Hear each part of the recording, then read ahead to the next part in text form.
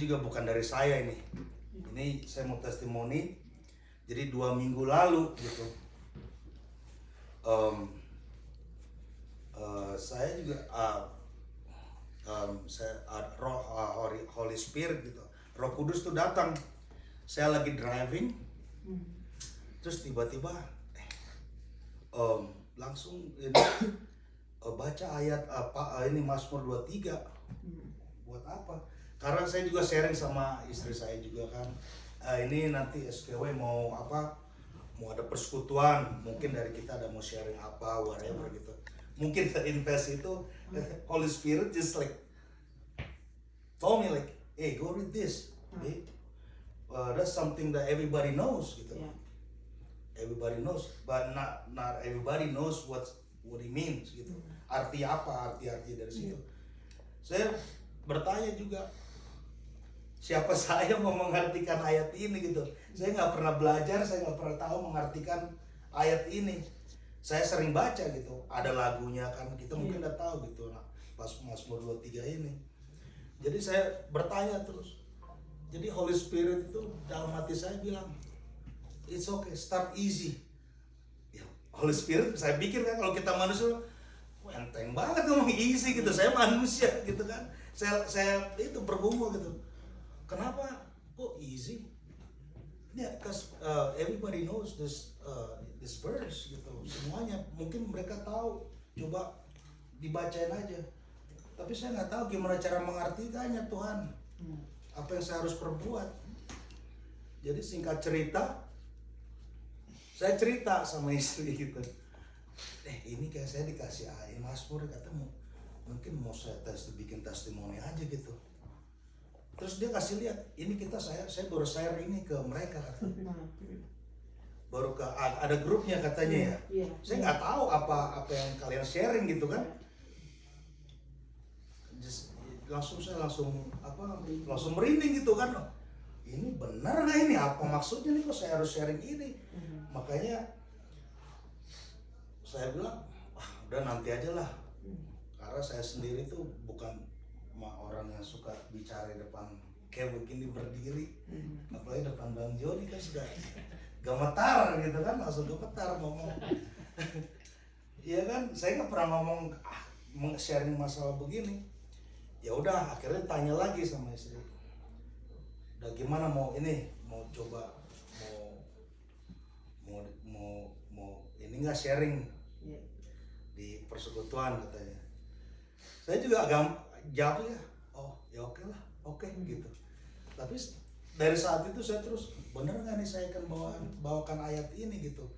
Siapa saya nih mau ngomong-ngomong kayak begini. Tapi puji Tuhan ya, dalam waktu 2 hari itu saya udah langsung oke.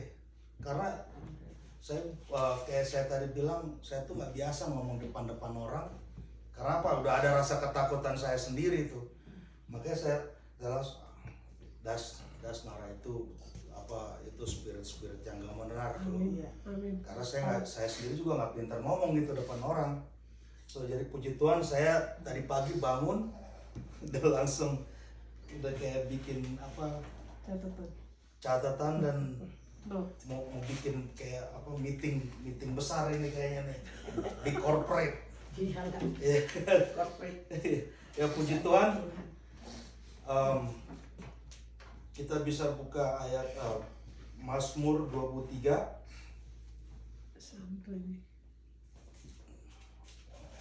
sampai ayat 6. Saya akan bacakannya dari yang ganjil. Nanti kita semua yang baca yang genap ya. Tuhan adalah gembalaku, takkan kekurangan aku. Dia membaikkan. Belum. Kedua. Oh udah ya. Dia membaringkan aku di padang yang berumput hijau. Dia membimbing aku ke air yang tenang. Ia menyegarkan jiwaku, ia menuntun aku di jalan yang benar oleh karena namanya. Sekalipun aku berjalan dalam lembah kekelaman, aku tidak takut bahaya, sebab Engkau besertaku. Gadamu dan tongkatmu itulah yang menghibur aku. Engkau menyediakan hidangan bagiku di hadapan lawanku. Engkau mengurapi kepalaku dengan minyak, pialaku penuh melimpah. Kebajikan dan kemurahan belaka akan mengikuti aku seumur hidupku, dan aku akan diam dalam rumah Tuhan sepanjang masa. Kita yang percaya kita katakan Amin. Oke, ini jadi dari catatan saya yang mau kita sharing, yang dikatakan dari ayat yang pertama ini, Tuhan adalah gembalaku, takkan kekurangan aku. Jadi kita udah tahu nih semuanya, Tuhan adalah gembalaku. Jadi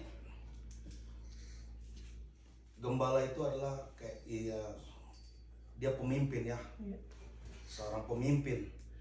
Jadi kita bilang gembala ini, itu Tuhan kita adalah gembala. Gembala yang sejati, gembala yang tahu mengetahui segala sesuatu akan domba-dombanya. Jadi kalaupun ada domba-domba yang nyasar, itu Tuhan tahu gitu. Itulah langsung dimasuk balik. Mari. Kita juga tahu karakter domba itu juga kan. Domba itu hanya cuma bisa nunduk ngikutin yang di depan. Jadi kalau nggak ada dengar suara-suara apapun dari gembalanya, dia cuma ikutin aja. Jadi pengikut. Jadi sama juga kayak kita bisa kita bawakan di dalam kita sehari-hari, kehidupan sehari-hari juga ya. Bisa kita ini di dalam rumah tangga juga. Jadi kayak seorang suami bisa menggembalakan keluarganya, anak dan istri. Jadi bisa menjadikan contoh. Jadi apapun yang kita bilang, kita juga bisa share ke keluarga. Jadi semua juga kita masing-masing juga harus bisa bekerja sama. Jadi dalam hal ini, dalam Tuhan adalah gembalaku. Jadi inilah provider, gembala yang bisa provide kita.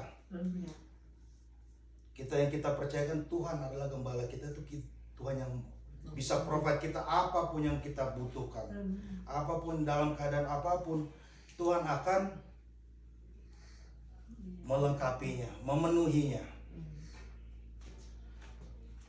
Jadi kadang-kadang kalau kita juga bisa juga di rumah tangga atau di masyarakat, kalau kita tidak bisa menjadi kita nggak bisa sebagai pemimpin. Gembala itu kan pemimpin, kita bikin pemimpin.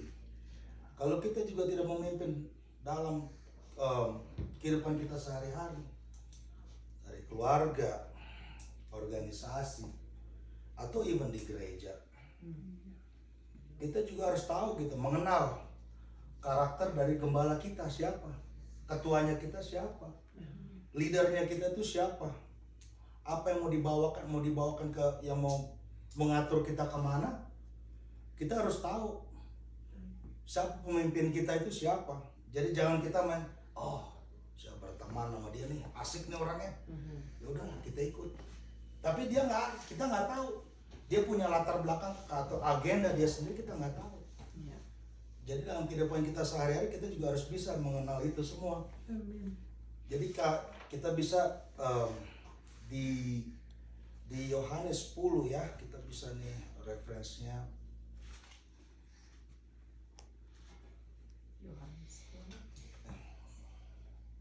Itu ada dikatakan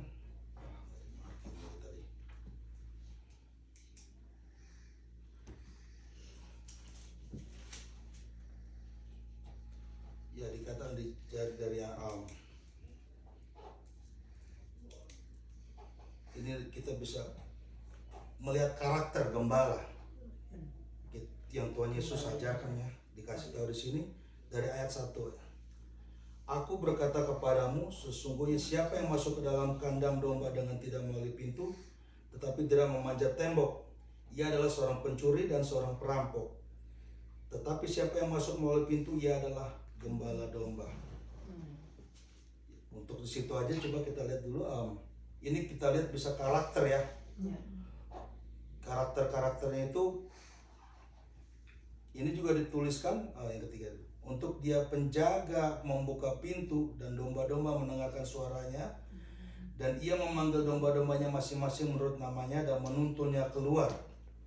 Jadi dari awal itu udah dikasih tahu gitu, karakternya gembala itu dia harus tahu dombanya ini mau masuk dari mana. Kalau udah yang mau jalan shortcut, ini rata-rata kita maunya suka sehari-hari kayaknya mau cepet-cepet terus ya, mau shortcut, mau ngapain aja kayaknya udahlah daripada belok-belok lagi capek ya. Maunya cepet. Padahal tuh nggak cepet juga, sama ada prosesnya semua. Apa yang mau kita lakukan itu ada proses. Kita nggak sadar itu, even yang kita sering dengar. Kita masak Indomie instant noodle, nggak instan. Mesti direbus.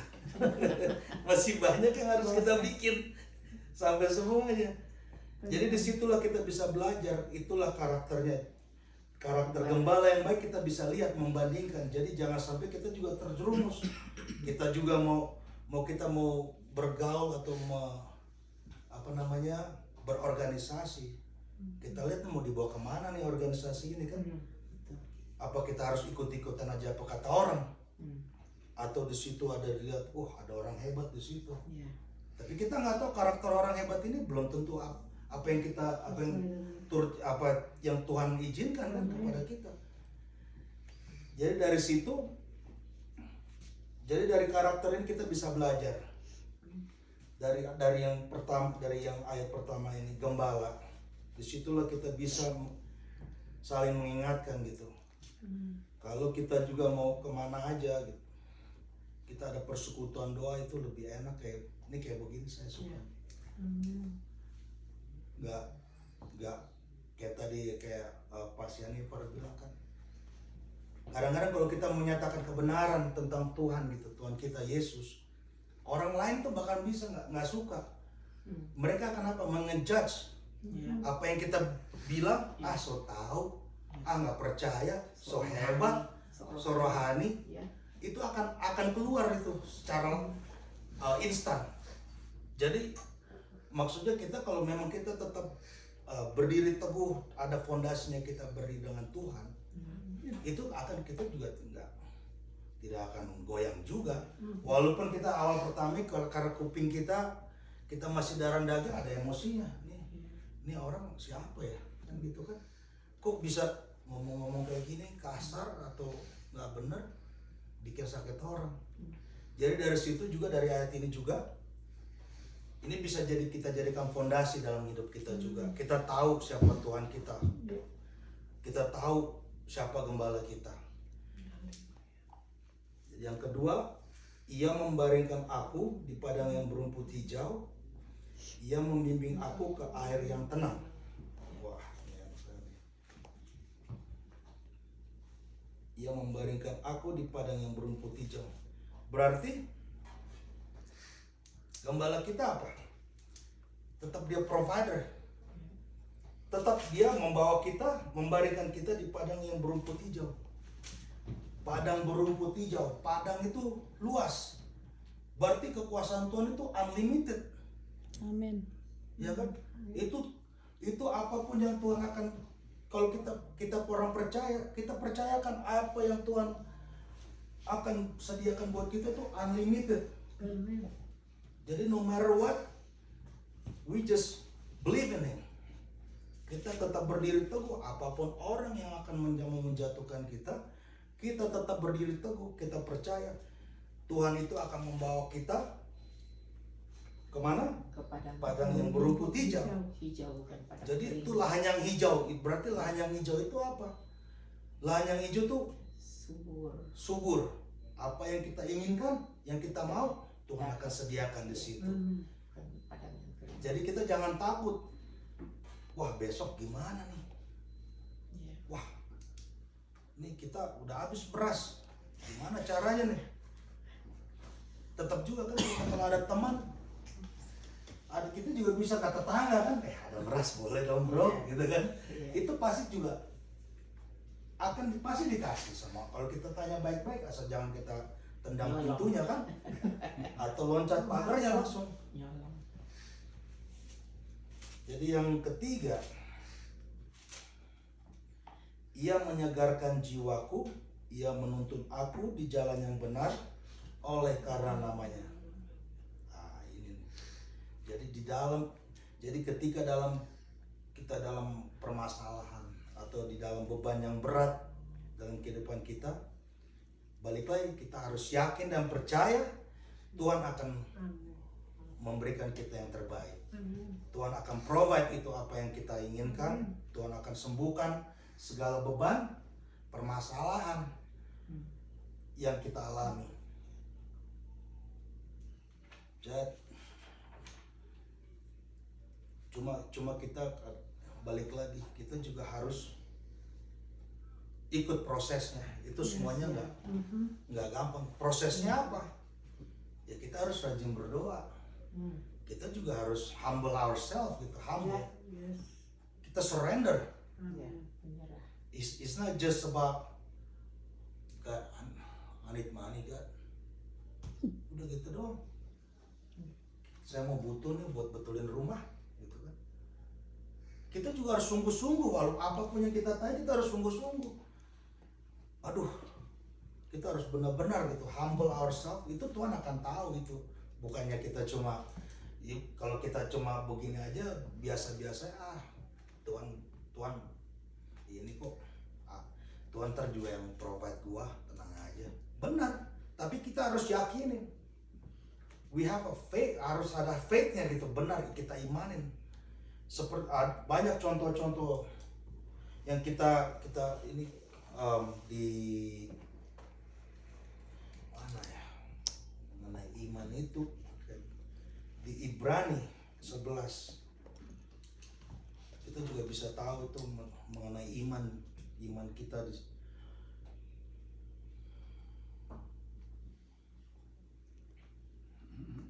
Ibrani 11 ayat 1 itu kita lihat apa iman itu. Iman adalah dasar dari segala sesuatu yang kita harapkan dan bukti dari segala sesuatu yang tidak kita lihat. Walaupun kita nggak tahu, kita percaya itu Tuhan itu ada. Tuhan itu akan menolong kita setiap saat, itu ada. Itu akan terjadi. Jadi kalau kita teruskan ini ke bawah, ini dari ayat 1 ini terus sampai ke bawah itu, kemarin saya baca itu juga. Jadi ada contoh-contohnya semua dari orang-orang dulu lah dibilang. Orang-orang dulu. Oji, iya kan? Nah, Bang Joni oji, ya kan? Orange juice. Itu dikatakan di situ semua mereka bergerak itu berdasarkan iman. Mereka tidak mengenal siapa. Cuma mereka ada iman mereka tuh besar sampai Tuhan membuat sesuatu hal yang besar buat mereka. Itu tertulis di situ semuanya. Jadi itu kita bisa pelajari dari situ semua. Kita nyatakan gimana kita bisa menjadikan contoh soal untuk kehidupan kita juga gitu. Tuhan bisa pakai siapapun, dimanapun. Jadi kita nggak usah takut-takut kalau kita mau bergerak sesuatu, atau dalam keadaan kita susah, atau dalam keadaan sakit juga. Kalau kita percaya Tuhan ada di situ untuk kasih kekuatan kepada kita, itu akan semua disembuhkan, dipulihkan. Ayat keempat, sekalipun aku berjalan dalam lembah kekelaman, aku tidak takut bahaya, sebab Engkau besertaku, gadamu dan tongkatmu, itulah yang menghibur aku. Ini saya suka nih kata-katanya dalam bahasa Inggris. Yet though I walk through the valley of the shadow of death, I will fear no evil, for you are with me, your rod and your staff, they comfort me. Oh, that's powerful word. That's so powerful. Saya baca ini berulang-ulang kali, jadi pengertian juga balik lagi. Ini juga word of comfort. Dari dalam segala keadaan di dalam hidup kita juga harus tahu bahwa Tuhan selalu beserta kita setiap saat. Jadi contoh dari gadamu itu, kalau saya lihat tadi, gadamu itu kayak apa? Kayak pukulan baseball gitu ya, gede pukulan itu buat mukul binatang buas waktu saat itu ya. Kayak, itu kayak apa sih pukul itu kayak raksasa zaman dulu, kayak movie itu mukul musuhnya pakai gada dia kan. Itu melambangkan juga Tuhan Allah itu melambangkan Allah menjaga dan membela dari bahaya yang mengancam. Itu lambang gada itu. Jadi untuk menjauhkan segala musuh, serangan. Dan tongkat itu untuk menuntun domba. Nah, tongkat itu kita lihat juga sehari kita lihat gembala-gembala itu kan ada tongkatnya gitu. Jadi itu buat musir-musir. Nah, di sini juga pengertiannya juga. Jadi saya juga lihat ini pengertiannya.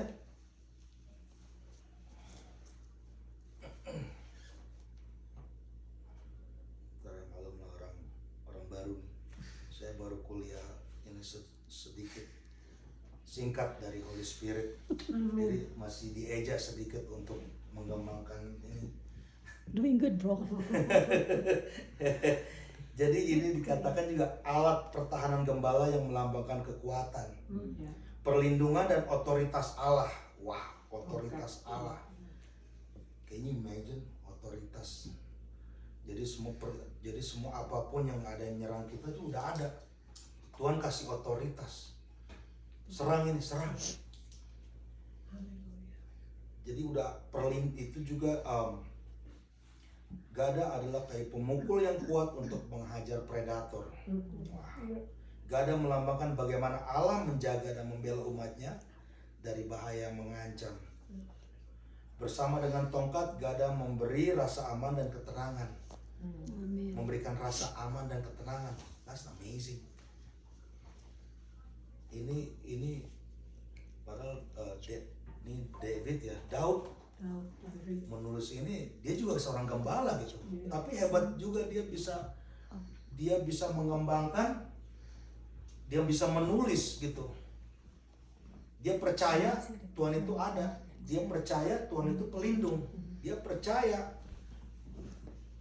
dia bukan hanya itu semua, dia bikin comfort, dia kasih otoritas pada dia. Itu juga buat kita juga kasih otoritas. Dan tongkat itu juga bukan hanya untuk menjaga, tapi itu juga untuk mendisiplinkan kita juga. Mendisiplinkan domba-domba.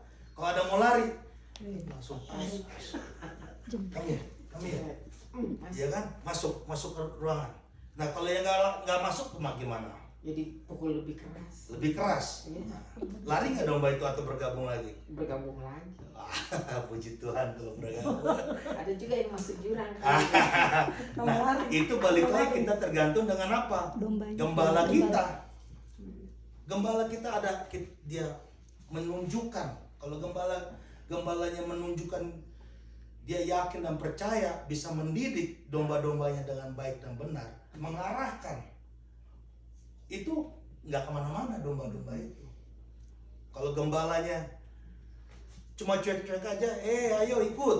Yang satu mau masuk jurang, satu mau masuk Ya, dia nggak peduli kan? Karena apa? Karena kita belajar lagi tadi karakter. tongkat kali. Karena kita belajar lagi dari Yohanes 10 itu karakter gembala. Kita harus tahu karakter gembalanya. Kita baca itu semua karakter dari kepemimpinan. Di situ kita bisa tahu dasarnya apa. Apa dia punya backgroundnya kayak gimana, atau berdasarkan Lewat jendela kali. Ini yang suka lompat-lompat atau yang apalah genteng gitu kan, kita nggak tahu. Kan dia ada yang lewat jendela, terus ada apa lagi? Nanti itu bisa diteruskan lagi, dikembangkan nanti. karena pelajaran saya singkat banget ini. Ya, Mazmur 23. Jadi cuma ini jadi apa?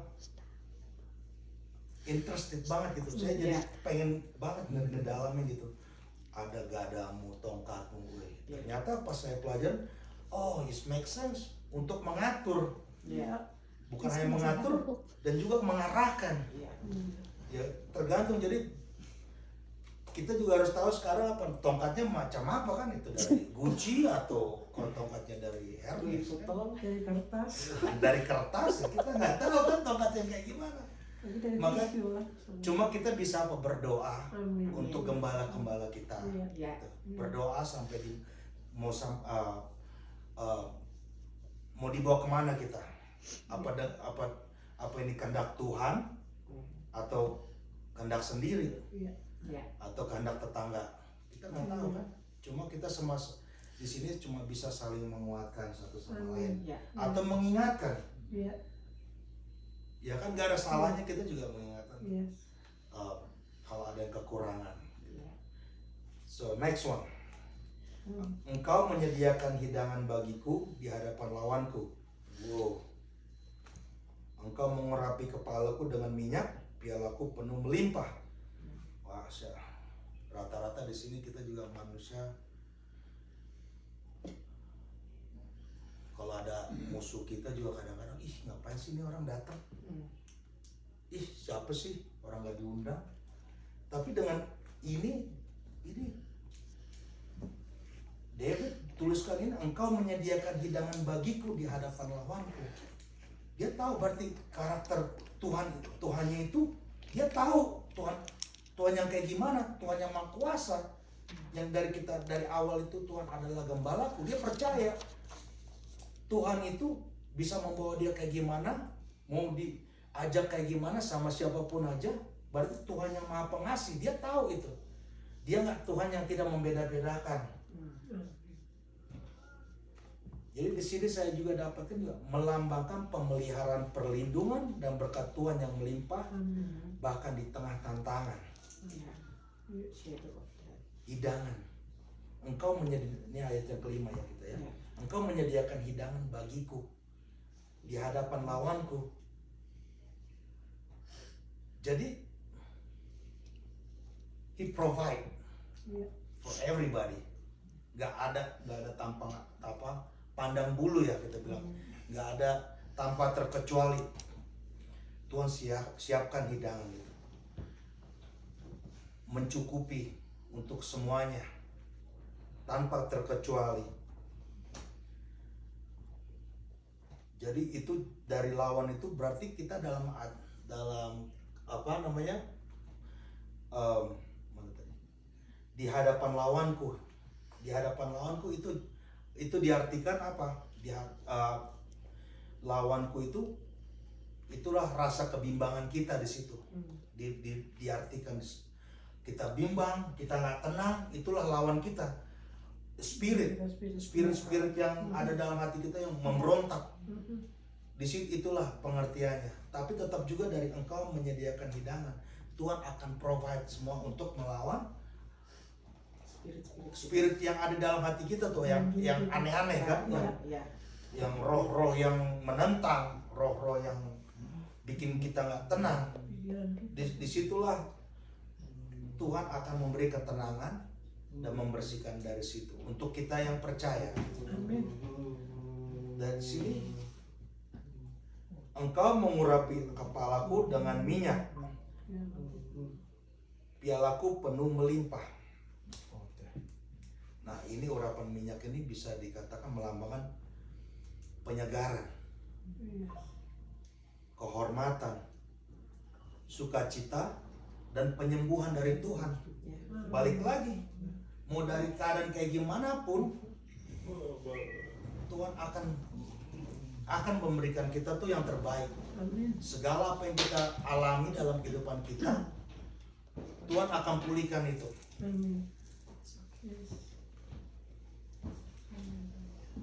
Itu bisa kita lihat, balik lagi nih kita yang berbeban berat, Matius 11. Matius 11 ayat yang ke 29. 28.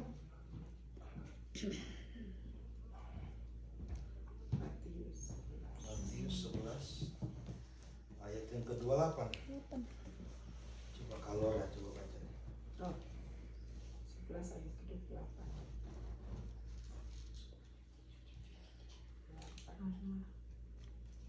kata-katanya. Iya. Marilah kepadaku semua yang letih lesu dan berbeban berat. Aku akan memberi kelegaan kepadamu. Amin. Jadi sudah dikatakan di sini. Ini Tuhan Yesus yang ngomong. Yang letih lesu, ya kan? Mau beban yang kayak segimana berat, if we just humble ourselves, kita cuma bisa berserah, tersungkur, udah berdoa, Tuhan, ya udah ngobrol lah udah di situ. Kalau kesah kita semua,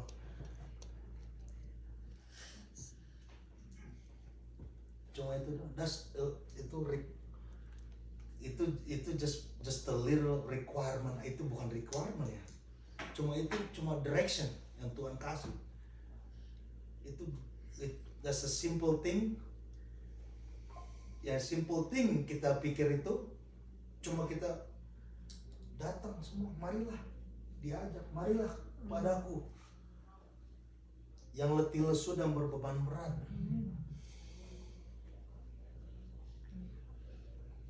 Kita ada nggak kita yang sini nggak punya beban dan? Semuanya pasti nggak ada mati semua. Ada lah ya sedikit ya, Orang mati yang nggak ada beban. bebannya sedikit lah, nggak usah banyak-banyak ya kan? Ya kan, orang mati yang ada beban. Iya betul. Selama kita masih sama hidup bernafas. mah ada beban. Nah, Tapi kenapa kita selalu pada saat kita dalam keadaan berat, pada saat kita dalam keadaan susah, baru kita mau betul-betul yang namanya karena kita masih hidup dalam darah dan daging, merasakan dicubit. Harus diatur dulu, dipecut. Sama kayak domba. Kita jalan ke sana, masuk. Sini. Kalau kita yang peduli, kita dengerin. Kalau kita nggak peduli, jalan aja. Gampang lah. Masih ada hari esok. Gitu. Oh, kita masih muda kok. Paling yang dulu dipanggil kan yang tua-tua harus bertobat duluan. Ya siapa bilang kita ngomong kayak nggak mungkin. Tuhan bisa kapan aja panggil kita anytime anywhere. Amin. Ya kan? Cuma itu aja, kita cuma bisa berserah. Ya. Just pertobatan setiap hari. Ya. Ayat yang ke-6, kebajikan dan kemurahan belaka akan mengikuti aku seumur hidupku, dan aku akan diam dalam rumah Tuhan sepanjang masa. Ini yang terakhir saya cuma pertama mengartinya, oh semua indah pada waktunya berarti ya. Amin. Jadi apapun beban dan pikiran kita semua itu Tuhan akan ringankan. Amin. Tuhan akan bikin kita tenang. Akan kasih kekuatan kita dalam segala perkara. Ini menunjukkan kasih setia Tuhan kepada kita, akan mengikuti hidup yang kita yang percaya sampai selama-lamanya.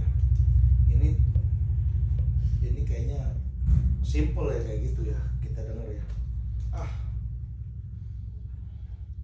Biasa aja deh kayaknya nih, kayak gitu. Tapi ini bukan yang biasa-biasa, semuanya juga kelihatan kita biasa, tapi kalau kita terus nih, oh benar ya, ini kata-katanya, wah, Ini luar biasa. jadi luar biasa. Jadi kita juga, kalau saya waktu mau mengerti kayak gini, jadi di sini diartikan juga kan kasih setia, kebajikan dan kemurahan Tuhan mengikuti kita bagi yang percaya. Amin. Dan dia bilang di sini mengikuti seumur hidupku, berarti ya pengharapan yang kekal, janji persekutuan abadi dengan Tuhan. Ini sebagai ayat ini juga sering juga menjadi sumber penghiburan bagi mereka yang merasa letih atau dalam pergumulan. Ini menegaskan bahwa kasih Allah tidak pernah kekurangan. That's amazing. Jadi jadi segala sesuatu yang ada yang kita alami, cuma kita bisa surrender, kita berserah, berserah kepada Tuhan. Just obey. Kita juga apapun yang kita alami dalam kehidupan kita, kita percayakan Tuhan itu selalu yang akan memberikan kekuatan kepada kita di setiap langkah kita yang akan kita lakukan dalam kehidupan kita sehari-hari.